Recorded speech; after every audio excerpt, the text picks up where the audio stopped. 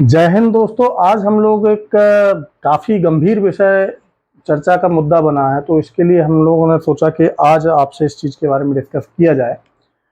Titanic जहाज के बारे में शायद ही ऐसा कोई व्यक्ति हो जिसने इसके बारे में ना सुन रखा हो, लेकिन ये अभी हाल ही में क्यों चर्चा का विषय बना, क्योंकि इससे जुड़ी एक बहुत ही बड़ी घटना हमारे देश में हुई है।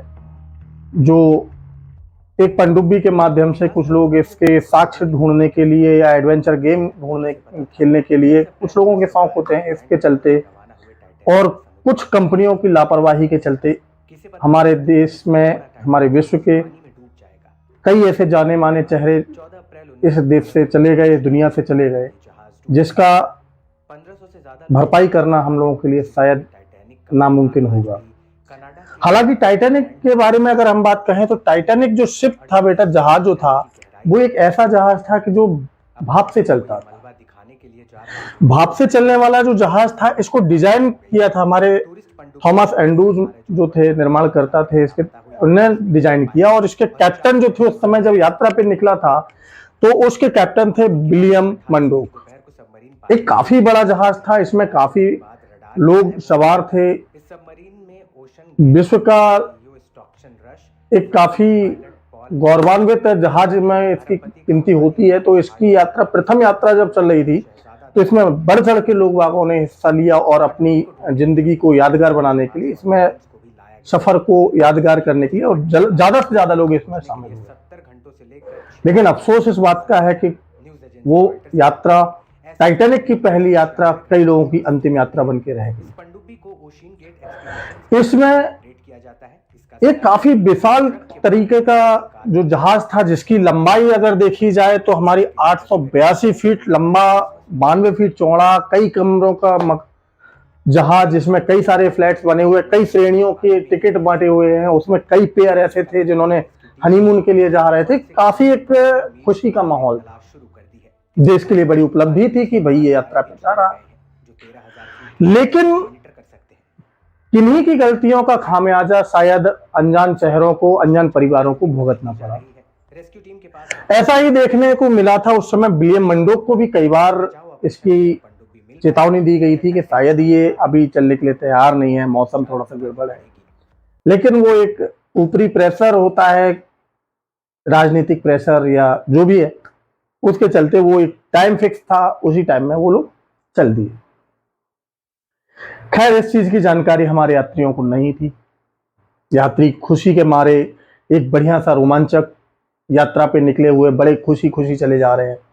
कई लोगों ने तो परिवार में जितनी भी जड़ पूंजी कमाई थी, वो सारी कुछ लगा के उस यात्रा पे चल दिए।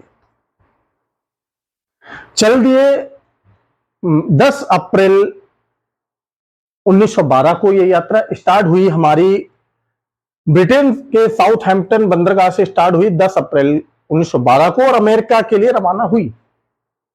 जैसे ही यात्रा रवाना हुई, चलते चलते 14 अप्रैल 4 दिन चली और 14 अप्रैल की रात 11:40 के लगभग, आधी रात हो चुकी थी।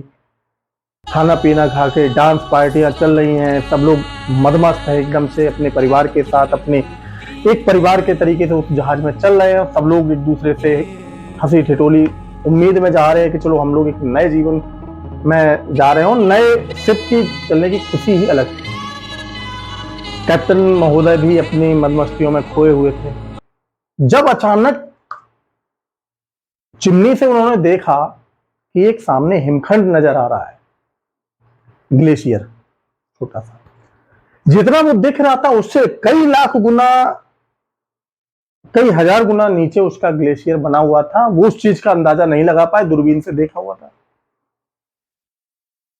कैप्टन ने भी हालांकि काफी मशक्कत की, उस शिप को मोड़ने की कोशिश की, लेकिन काफी हद तक मोड़ा भी गया। लेकिन उसका निचला हिस्सा, शिप का निचला हिस्सा उस हिमखंड से रगड़ खाता हुआ निकला और जिससे उस शिप में नीचे होल हो गया, सुराख हो गया और धीरे धीरे पानी उसके अंदर जाने लगा। वहीं से होता है मौत का तांडव स्टार्ट। और मौत का तांडव ये लगातार 2 घंटे 40 मिनट तक चलता रहा। जैसे ही शिप में पानी भरना चालू किया तो बोट्स में बिठाल के कुछ यात्रियों को उतारना चालू किया। तो स्टार्टिंग में एक शिप में सिर्फ 2 ही महज यात्री बिठाल बिठाल के निकाला जा रहा था, लेकिन जैसे ही उनको ये संकट कुछ ज्यादा ही खतरनाक नजर आया, तब बोट की स्टेमिना सिर्फ 20 की थी, उस पे 50 से 60 यात्री बिठाल के उन्होंने बचाने की जिद्दोजहद में लग गए। इससे भी कुछ ज्यादा उन्हें हासिल नहीं हुआ, और इतना सब कुछ करने के बाद वो शिप जब भी से टूट गया और उस जगह मध्य अटलांटिक महासागर में ये समा गया, वहां पे लगभग 1500 से ज्यादा लोग काल के गाल में समाये। और ये उस वक्त की सबसे बड़ी घटना, क्या उससे बड़ी घटना तो आज तक हम लोगों को ना देखी, ना हम लोग देखना चाहते हैं। लेकिन ये चर्चा का विषय अब क्यों बना? उस समय तो मानते हैं कि रडार और सोनार नहीं हुआ करते थे, हमारी विज्ञान टेक्नोलॉजी इतनी ज्यादा नहीं थी कि जो नीचे समुद्र के नीचे छुपे हुए जो भूखंड होते हैं या छुपा हुआ पहाड़ होते हैं उनको नहीं देख पाया। लेकिन आज ऐसी इस 2023 में ऐसी कौन सी वजह रही कि जो एक हमारे यहाँ की चलती फिरती पनडुब्बी, जिसके लिए एक बहुत बड़ी देश विदेश हम लोगों के चैलेंज करते हैं कि आज हम लोग बहुत आगे हैं, देश को कहीं से धरती से आसमान की सैर कराते हैं। अब जब आप एक इतनी बड़ी घटना से सबक नहीं ले पाए, एक प्राइवेट कंपनी के हाथों आदमी जा रहा है, देख रहा है, एडवेंचर गेम है, और आज की डेट में सारी शासन प्रशासन मूक बन के उसको एक घटना का नाम देके बस अपना पल्ला झाड़ रही है। तो ये कहां तक सही है? यहां स्पीड इसकी ज्यादा नहीं थी, 20 नॉट्स चलती थी। नॉट्स एक इकाई होती है शिप के चलने की, पैरामीटर होता है, मात्रक होता है। 37 किलोमीटर पर आवर की स्पीड से चल रहा था, ठीक है, इतना ज्यादा नहीं था, लेकिन इतने के बावजूद ये उस जगह समा गया। और ये जब हम लोगों के कई सारी जांच एजेंसियां गई तो मलबा देखा गया, तो ये उत्तरी अमेरिका जो अटलांटिक महासागर, मध्य अटलांटिक महासागर कहलाता है, उत्तरी अमेरिका से लगा हुआ एरिया है। कनाडा जो है, न्यूफाउंडलैंड के बगल में जो शिजोन एक एरिया है, उससे 700 किलोमीटर दूर ये हमारा मध्य अटलांटिक में क्या कहते हैं, टाइटैनिक शिप के जहाज के साक्ष्य मिले। उन्हीं साक्ष्य को देखने के लिए हमारे ये यात्री जा रहे थे। Thank you. अब आती थी बात पनडुब्बी की। जो पनडुब्बी थी हमारी, जिसमें हमारे यहाँ के देश के 5 लोग शामिल हुए थे, जो अलग अलग जगह से थे। ओशियन गेट की एक पनडुब्बी थी, ओशियन गेट कंपनी की एक पनडुब्बी, जो कार्बन फाइबर से बनी हुई थी। सफेद ट्यूब जैसी एक पनडुब्बी होती है जो पानी के अंदर चलती है। पनडुब्बी की एक खासियत होती है कि पानी के अंदर जब चलती है तो ये कभी पानी में हलचल पैदा नहीं करती है। अगर पानी में हलचल पैदा करेगी तो उसके समुद्री जीवों को नुकसान हो सकता है, और इसमें वैक्यूम के कई सारी चीजें होती हैं। वो एक पनडुब्बी अपने आप में बड़ा विषय है। लेकिन इस समय बात यहां है कि पनडुब्बी जो थी हमारी, ओशियन गेट कंपनी एक है जो टाइटैनिक नाम से ही एक पनडुब्बी चलाई थी, जो टाइटैनिक के मलबे को दिखाने का काम करती थी। उसमें 5 लोग सवार हुए। पनडुब्बी का साइज भी था कि 6.7 मीटर लंबी थी, ये 2.8 मीटर चौड़ी पनडुब्बी। उसमें महज 5 ही लोग बैठ सकते थे। काफी जद्दोजहद के बाद पाकिस्तानी मूल के शहजादा दाऊद और सुलेमान दाऊद भी उसमें शामिल हुए, काफी खुश। लगभग 2 करोड़ रुपए यानी कि $2.5 लाख पर व्यक्ति खर्च करने के बाद, एक शौक के लिए, एक नाम के लिए, एक अपनी उत्सुकता के जिंदगी में हम कुछ सीखेंगे, हम कुछ देखेंगे, देश को उसके बारे में बताएंगे, एक रिसर्चर के तरीके से ये लोग गए थे वहां पे एडवेंचर को अपनी जान जोखिम में डाल के। ओशियन गेट का जो पनडुब्बी थी,